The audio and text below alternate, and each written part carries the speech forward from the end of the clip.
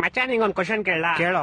ಒಂದ್ ಆನೆ ಇರುತ್ತೆ, ಆನೆ ಮುಂದೆ 12 ಬಾಳೆಹಣ್ಣು ಇರುತ್ತೆ. ಆ ಆನೆ 11 ಬಾಳೆಹಣ್ಣು ಮಾತ್ರ ತಿನ್ಬಿಟ್ಟು ಒಂದ್ ಹಂಗೆ ಬಿಟ್ಬಿಡುತ್ತೆ. ಯಾಕೆ ಹೇಳು? ಹಾಗಂದ್ರೆ ಅದ್ರ ಇಷ್ಟ, ಅದಕ್ಕೆ ಇಷ್ಟ ಇರಲ್ಲ. ಇಲ್ಲ, ಒಂದ್ ಬಾಳೆಹಣ್ಣು ಪ್ಲಾಸ್ಟಿಕ್ ಆಗಿರುತ್ತೆ.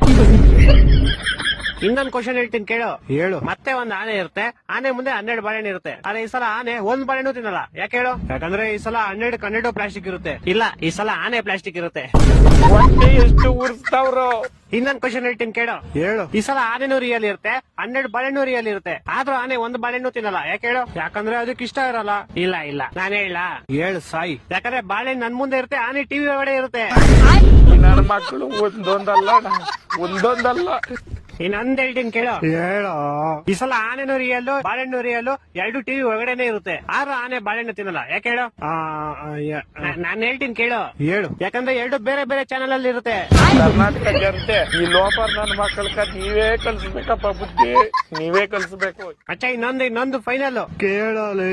ಈ ಸಲ ಆನೆನೂ ರಿಯಲ್ ಇರುತ್ತೆ, ಬಾಳೆಹಣ್ಣು ರಿಯಲ್ ಇರುತ್ತೆ, 2 ಟಿವಿ ಒಳಗಡೆ ಇರುತ್ತೆ, 2 ಒಂದೇ ಚಾನೆಲ್ ಅಲ್ಲೂ ಇರುತ್ತೆ. ಆದ್ರೂ ಆನೆ ಬಾಳೆಹಣ್ಣು ತಿನ್ನಲ್ಲ. ಯಾಕೆ ಹೇಳು? ಈ ಸಲ ಟಿವಿ, ಬಾಳೆಹಣ್ಣು, ಆನೆ ಎಲ್ಲಾ ಪ್ಲಾಸ್ಟಿಕ್ ಇರುತ್ತೆ. ಇಲ್ಲ, ಎಲ್ಲಾ ರಿಯಲ್ ಇರುತ್ತೆ, ಆದ್ರೂ ತಿನ್ನಲ್ಲ. ಯಾಕೆ ಹೇಳು?